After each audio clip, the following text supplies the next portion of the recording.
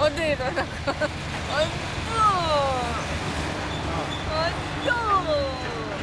నీ దగ్గర నుంచే వచ్చాయి ఈ అలవాట్లన్నీ. ఒకప్పుడు నువ్వు ఫోటో తీసుకొని నాకు తీయొద్దు దాని దిగే అదే వచ్చాయి.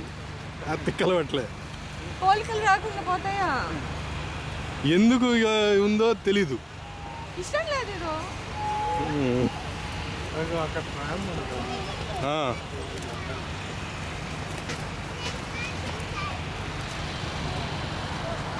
ఏది ఒక్క నిమిషం ఆగండి.